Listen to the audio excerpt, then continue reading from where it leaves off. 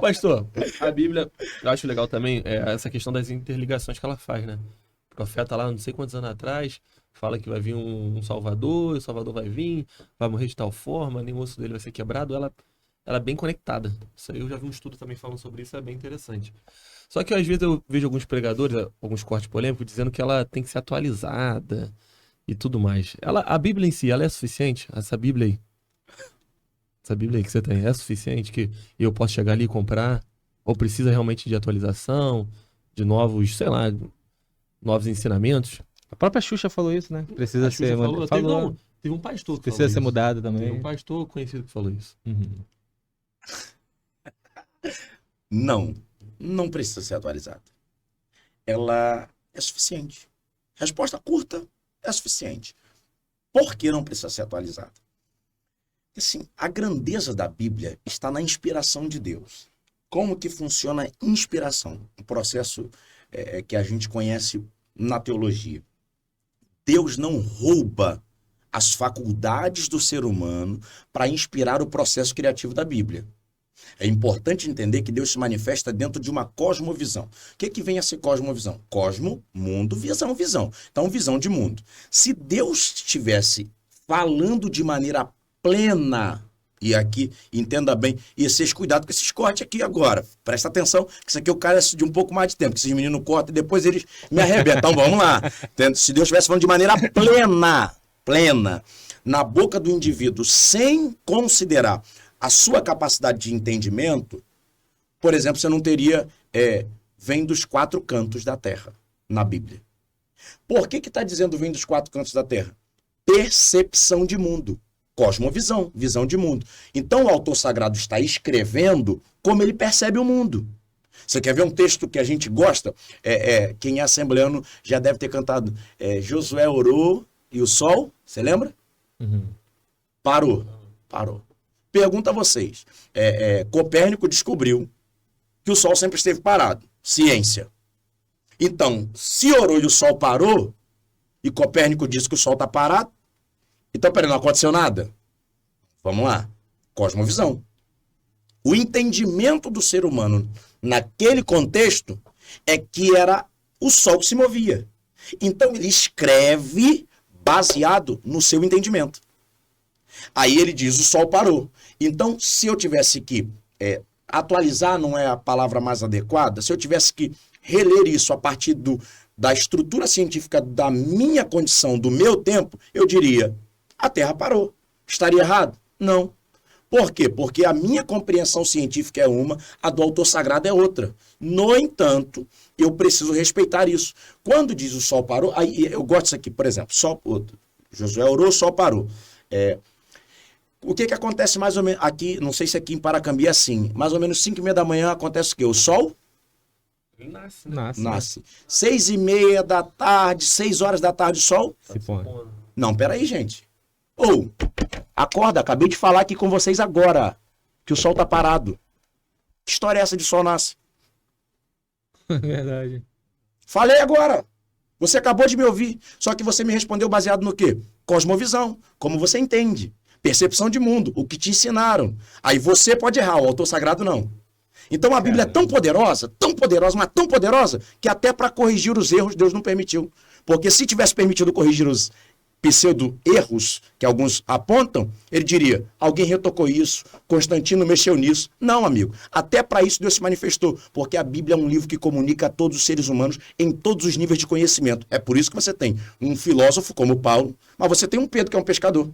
Você tem alguém extremamente instruído como esse Paulo, que na época, se tivesse equivalência, teria 4 faculdades, falaria 8 idiomas fora dialetos. E você tem um Amós, que é cuidador de boi. E a Bíblia tem espaço para esse tipo de gente. Isso já é uma comunicação, porque a Bíblia está o tempo inteiro comunicando. Comunicando em que aspecto? Todo ser humano pode ouvir a Deus através da Bíblia. Por quê? Porque a Bíblia não é um livro nem elitista, não é um livro que segrega. A Bíblia é um livro que agrega. Ela traz para perto, ela quer que todos recebam a mensagem. A mensagem é o quê? É aquilo que é o cerne da leitura, aquilo que comunica Deus dentro da leitura. Então, essa costura que você colocou, ela se dá pelo seguinte: a Bíblia tem escritores, mas só tem um autor.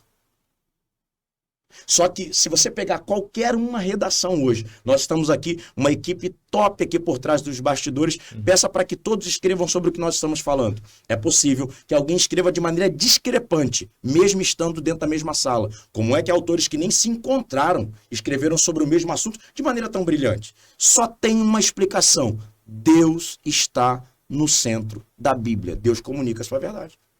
Você está falando que faz sentido, por exemplo, na questão do Apocalipse. Ele, naquele tempo, ele, sei lá, digamos que ele viu um avião, um helicóptero. Ele não tinha conhecimento do que era aquilo. Então ele vai lá, relata da maneira que ele...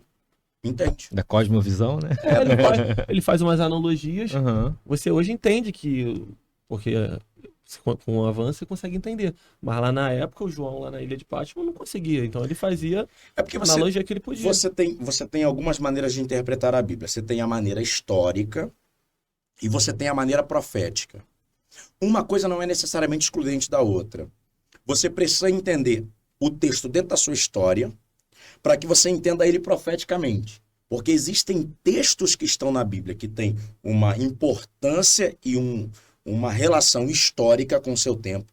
No entanto, é um apontamento profético.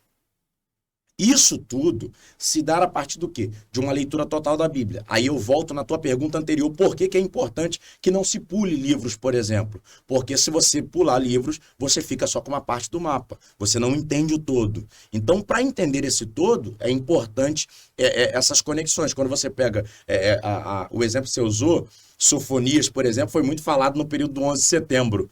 Sofonias, porque até aquilo que a gente dizia nos bastidores, há uma diferença entre leitura apocalíptica e leitura escatológica. Então, essa leitura de Sofonias, quando a gente viu o 11 de setembro, as Torres Gêmeas, aí a gente começou a falar do prédio, nação, gente gemendo, chorando, que você vai fazendo conexões. No entanto, há acontecimentos históricos. Por quê? Porque você tem profecias na Bíblia que já se cumpriram, profecias na Bíblia que vão se cumprir. Então, essas que já se cumpriram podem acontecer como um efeito rebote. Se é que eu posso... Rebote não, replay, melhor dizendo. Ela pode acontecer novamente num outro espectro, dentro de um outro tempo, para manifestar a mensagem. Porque o que Deus deseja em todos os tempos não é falar uma palavra, é comunicar uma mensagem. Essa mensagem que precisa ser ouvida. Como é que eu percebo Deus dentro disso? Então, a maneira melhor de perceber a Deus é pela Bíblia. Porque, por exemplo, quando eu quero expressar alguma ideia, eu faço o quê? Você se expressa comigo, fala. Fala. Quando eu quero expressar o que eu sinto, o que eu faço? Geralmente você demonstra, né? Demonstra, Movimenta. mas para eu saber o que você está sentindo, abraça, fala. Então você quer saber o que pensa, fala. Quer saber o que sente, fala. Aí a Bíblia é chamada de palavra de Deus. Aí eu quero saber o que Deus pensa, o que Deus sente. Não leia a Bíblia? Possível. Mas aí quando o senhor fala que não é para pular nenhum livro, para poder ter todo o entendimento. E os livros que não foram colocados na Bíblia, que as pessoas tanto se perguntam sobre isso? Boa pergunta. Então, essa pergunta é interessante porque você tem, na perspectiva bíblica, você tem uma perspectiva comum, que, por exemplo, é uma perspectiva católica e protestante. A católica é a tradição dos 73 livros, que a gente chama de apócrifos, os que estão lá a mais. E você tem na tradição cristã os 66 livros.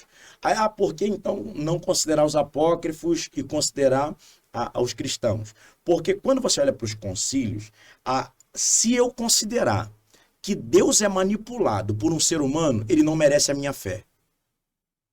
Então eu acredito que Deus usa até a perversidade do homem para comunicar a sua vontade. Então, os livros que nós temos aqui são aqueles que Deus, por provisão divina, decidiu que era o que a gente teria para poder manifestar o nosso entendimento, compreensão, relação de fé e salvação e eternidade. Ponto.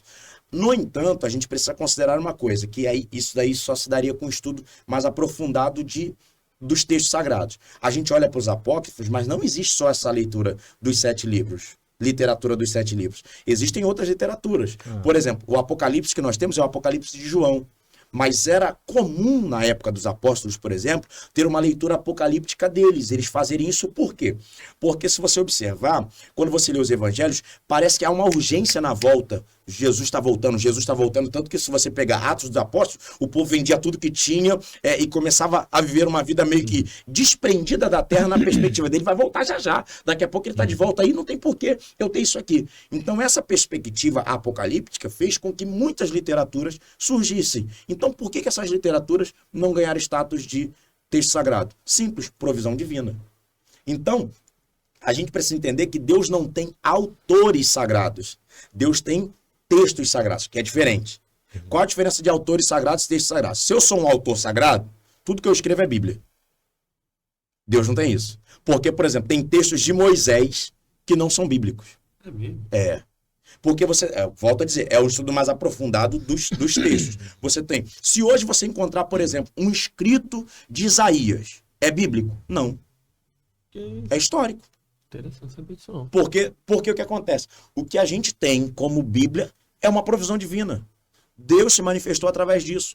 Então, e a Bíblia não se contradiz. O que ela fala, ela corrobora, ela reitera, ela vai fortalecer para manifestar a mensagem. Então, é importante fazer essa distinção entre texto sagrado e autor sagrado. A Bíblia tem textos sagrados. Deus usou quem? Usou autores das mais diversas formas. No entanto, nem tudo que eles escreveram está na Bíblia. Você tem, por exemplo, quando você pega a perspectiva de Coríntios, a carta aos Coríntios, você tem na nossa Bíblia 1º e 2º Coríntios. Mas se você ler com atenção, vocês já fizeram isso? Com atenção, você vai perceber que a carta aos Coríntios deve ter ali 5 cartas, só que uma perdida. Eu já ouvi falar isso. Então você tem. Aí você pega essa perspectiva da estrutura textual, aí você fala, por que se perdeu? Porque, por providência divina, aquilo que estava escrito, Deus não considerou que seria necessário para o nosso entendimento de salvação. Ponto. Porque na Bíblia eu preciso entender que há uma coisa chamada soberania de Deus. Volto a dizer, o autor da Bíblia é Deus. Ponto. Então os homens que foram parte dessa engrenagem serviram a um propósito divino.